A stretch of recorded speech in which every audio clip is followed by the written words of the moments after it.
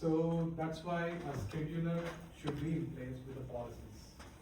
So that's where, a quota system has to be there. So that's where the runner scheduler comes into the picture, and we'll slowly dive into distributed inference. We'll provide, at the end, you will understand the overall value of the combination of them. So, what are we solving here? Like, with a small intro, what do you guys get some sort of an understanding? What are we solving? Efficient use of GPU and guardrails, saving the resources like caching and other things which we can use to limit, okay, and provide the boundaries like waiting time, other things which we can set it up so that tasks can use maximum use of time, and there are other mechanisms like where we can hold up the task and other things that we are doing, I think. Exactly, but little more additions. So the for example, right? So if you have a total quota of like, for example, you have a team that have like 10 GPUs, and the 10 GPUs has to be divided between team A and team B, and the team A is using 6 GPUs. And the team B is just using like 1 GPU. So, to give you even more analogy, so for example, you have like, let's forget this, I have 10 GPUs. I'm dividing between 2 teams, 5 GPUs and the 5 GPUs. And you want to use 6 GPUs, and the team B wants to use only 1 GPU. How can you get the extra GPU? Sharing the resources? Exactly. And that's where the scheduler comes into the picture with the policy. So that's called preemption. So the preemption is nothing but, for example, right? So the team B can be shared with the team A. So when the team B wants to use their quota of GPUs, like 5 GPUs, take it back. Yeah. And the extra GPU that team A is using goes in the pending stage. That's where the scheduler manages that. I hope this concept is like quite clear.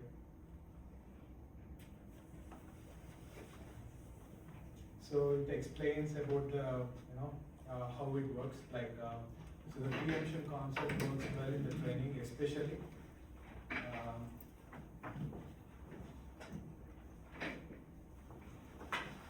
So it explains like the concept that we have discussed, the borrowing concept.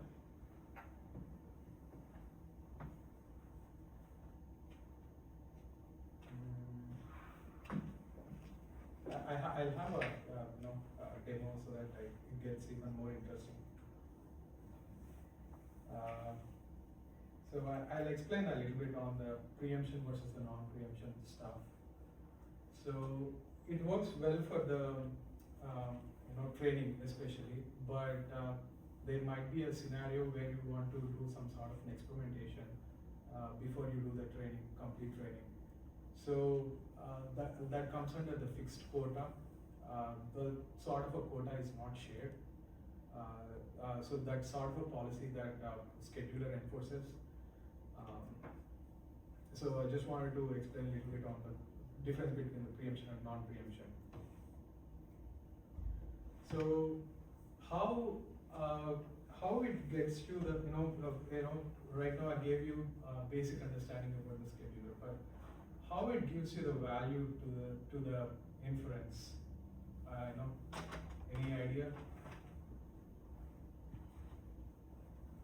Okay, so you need a inference. At the same time, you want to use the inference at the lower cost with more efficiency, right? So you need a proper, framework, design, scaling, routing at the point of reuse of your KV cache. You cannot just keep all the active context in your VRAM because it's expensive. So that gets you the point of the explanation of the dynamo. So the dynamo is a disaggregated, reusable KV cache inference framework. So the dynamo is not just a model or something or like an engine. So it complements with the engine that are available like VLLM or like some whatever it is to produce the to run your inference model in the production. So I'll give you a bit more understanding. So the dynamo consists of few components. The front-end component, KV router, workers. Workers can be the pre-fill workers or the decode workers, and you have the block manager. You have the planner and the group for the gang scheduling. So I'll explain a little bit more to get you better understanding. So front end. So you can first of all I explained you about the scheduler, right? So on top of the scheduler, the dynamo is nothing. The dynamo is the inference framework where you deploy using the Helm. It's just a Helm command. You install the CRD. So on top of it, when you are providing the manifest file using this custom resource, so the scheduler will understand where to put the resources, etc. To explain a bit on the component side, when you deploy this manifest file, you get the front end, pre-fill workers, and the decode workers. What is the front end is nothing but it's an open API compatible where you use that to integrate, where you use that as an inference endpoint for any sort of token interaction, user input and token interaction. So there comes the router. The router, what does the router does is that it routes the appropriate components to its appropriate resources. For example, right, if I ask something to this to the inference model right now. So for example, what is 1 plus 1? So the KV cache might have the value.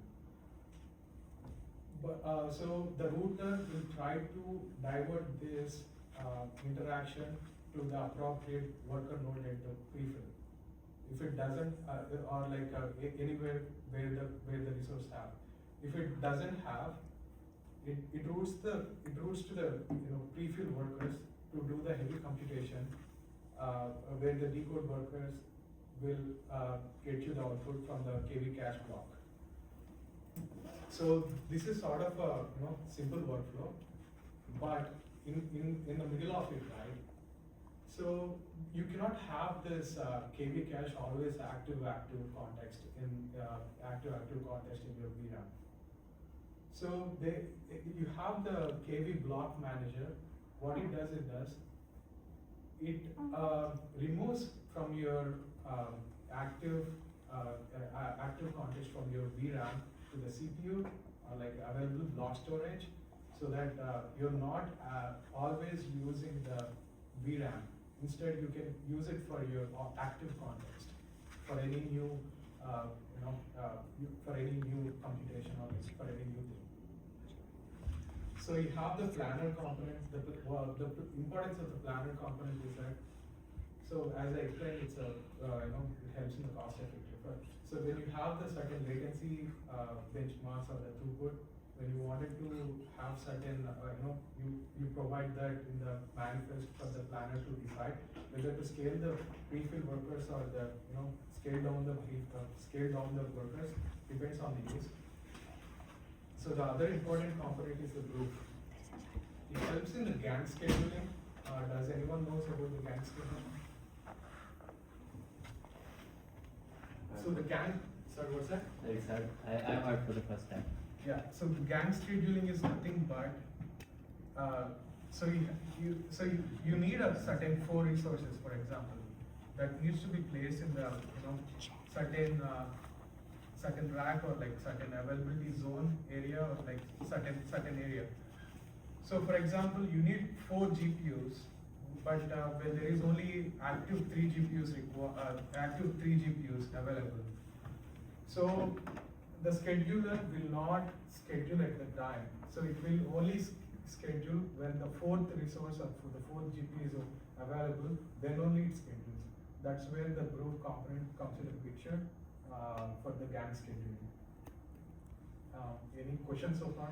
So first question is, like you mentioned front end, okay, so Kubernetes having their own front ends like Ranchers, OpenShift clusters, whatever we manage. It's a flavors, yeah. Right. It's a flavors. Right, so frameworks who is using this Kubernetes nodes and whatever clusters. So where do you, like in that Kubernetes we can see those, like how much resources are utilizing, so how would you use this front end with the Kubernetes? It's an integral part? It's an ingress URL, right? Okay. It generates an ingress URL. Right.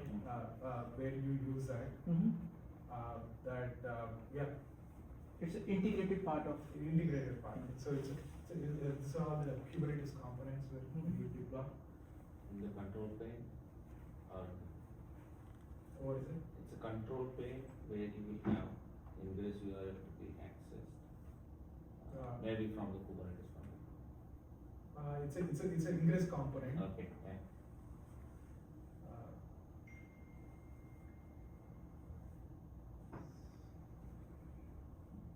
Sorry, it makes it. It makes sense at one level, but when you talked about front end is to manage the heavy prompts coming and that. So it's just like an API call. When you have you ran any Olama models in your local that gives you some IP? Yes, that's a. yes. 11354 something 40. Yeah, similarly to access from the Kubernetes, it generates certain ingress URL that you use it to interact with the model that you wanted, that you are deploying with the Dynamo. Okay, this is not the actual front end as such, it's an endpoint, so that, And- it is yeah, what exactly. I'm saying.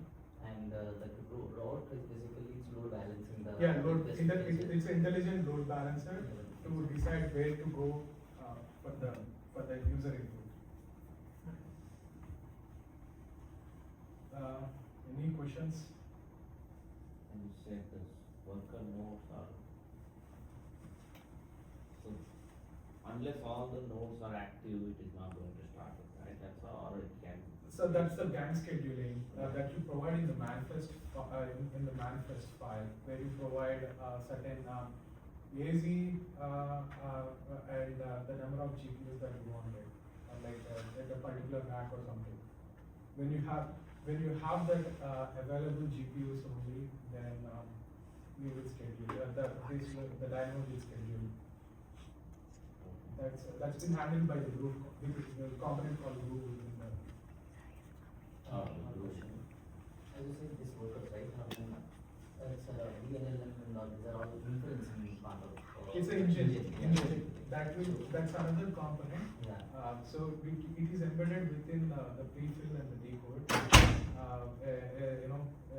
composed as an environment. But how this is a middleware kind of, to the actual LLM as well, to, when we inferencing, like, as a request of this endpoint. So, where it will fit, I didn't get that. So in the manifest, you're providing this custom resource Dynamo. So the scheduler will understand, okay, you're trying to run this LLM using your Dynamo, etc. You have the 2 other blocks for the prefill and the decode, where you provide the engine environment, if you're using VLLM, you provide that environment. So I have a example YAML file that might be helpful for you to understand in detail. But yeah, it's a code embedded. Okay, so passing to the actual VLLM, in between might be decoding process will be taken care of. So the decoding process, so the heavy computation process, you're asking for? So I think it's act as a middle layer between hardware, this is a mostly hardware component, but Kubernetes cluster, so basically it's acting as a middle layer where they are passing like how many GPUs and other resources they want to use. I think that's what the context, right? Yeah. So yeah, so I think I explained this slide just now about the why gang scheduling, why not without gang scheduling. So any questions in the gang scheduling side?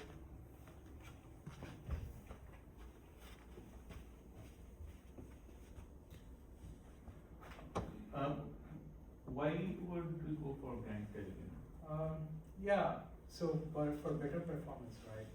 So when you have, when you want to have the exact whole computation of the people GPUs in one AZ and I mean the available zone, and when you want to schedule the other people workers in the other available zone or like what other rack. So the communication or whatever the the complex computation process will take, doesn't make sense to without a gang scheduling. It's more like having a quorum, like minimum number of What is it? minimum number of workers that are needed to perform before the Yeah. things can Yes, open up the exactly. job. And that's what we're studying. That becomes a constraint that you start it up, but when it gets overloaded, then it automatically activates the other nodes or how it acts. So that's a planner node. It comes under the latency and the throughput. That's a scaling process. That's the other context.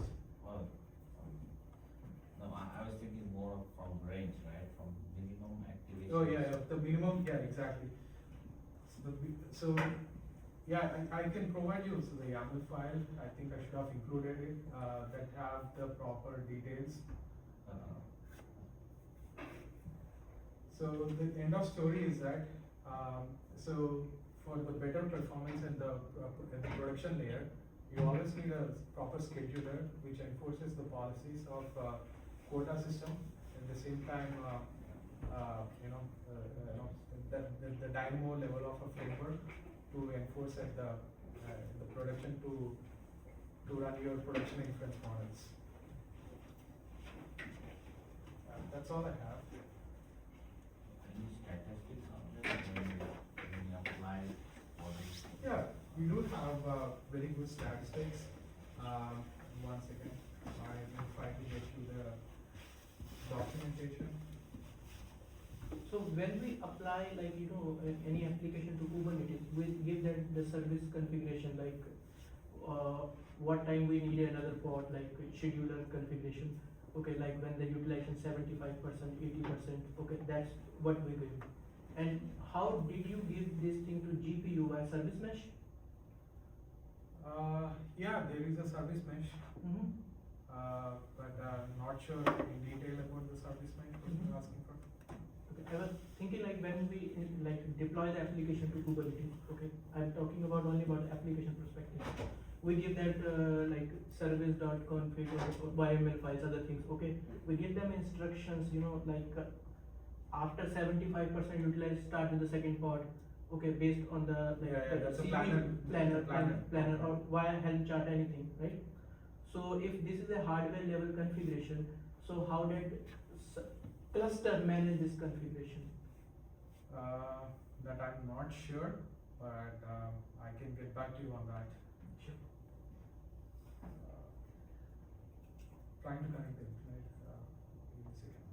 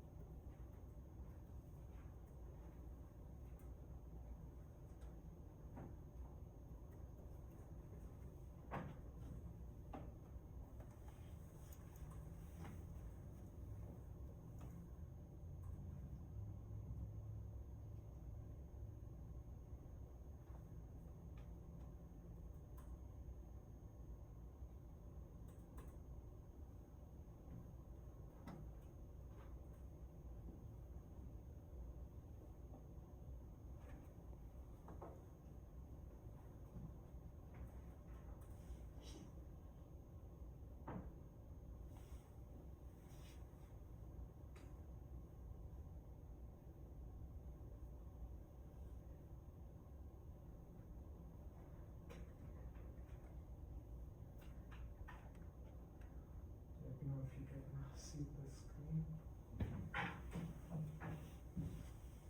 So we have the active documentation under developer.nvidia.com/dynamo. So with regard to the benchmarks, I think it should be somewhere in the documentation. I think I should have got it.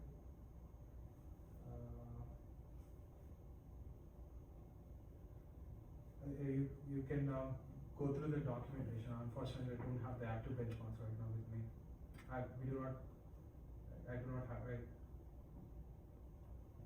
Okay. And if you want an example, you can get it from here. Mhm. Do we have an active channel to share anything? You can share with us, maybe we can Okay. share with all the distance whoever. Okay, I'll do that. You can share the presentation as well with us. Sure, And I'll do if that. possible, the PPT, the one. Yeah, sure, Yeah, right. that will be much helpful. We're working, yeah, on this. Yeah. So NVIDIA is involved, I mean, trying to add this. No. So we are. So this is an open source developed by the engineering department within the NVIDIA. So we drive the customers how to use this component when they want to use it on top of the GPU.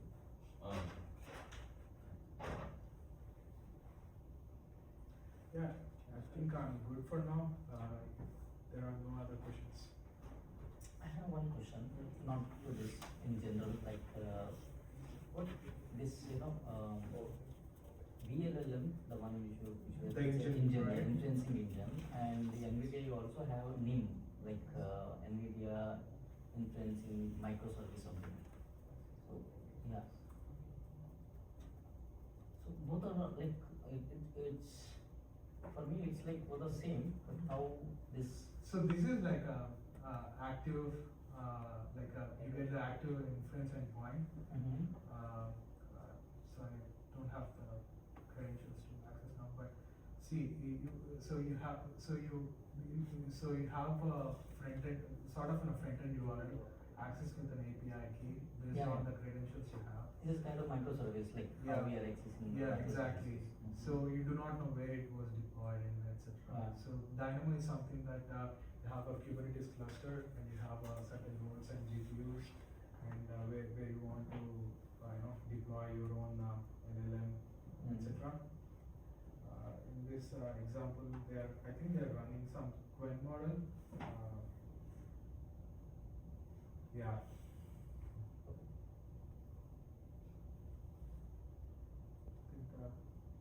I think, no more questions, yeah. Thank you.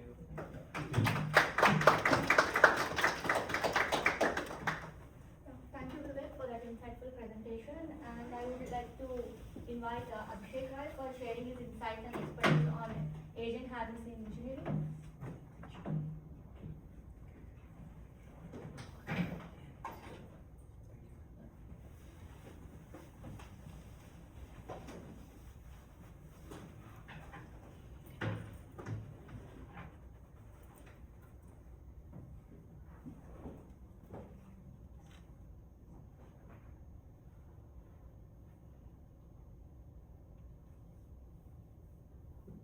April.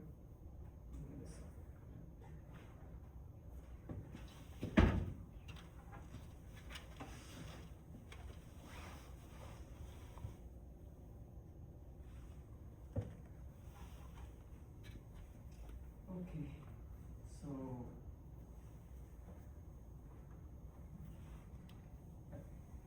my name is Abhishek Rai. So today I want to talk about agent harness and engineering. So it's like a new term coined in 2025 by LangChain. They called it model is equal to kind of like model plus agent and tools around it is kind of harness. So there was the term that was coined by LangChain. But recently, in last 1 or 2 months, it's been upcoming like a trend that the next big thing will be harness engineering. So I just wanted to discuss, do a small slide and a quick demo on what harness engineering is. And I'm also exploring, not an expert on this specific topic.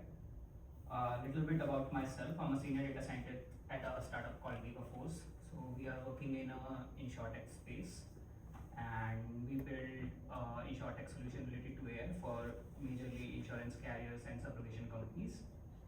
I myself fortunate enough to work in like traditional ML and then transferred, like seeing myself in front of me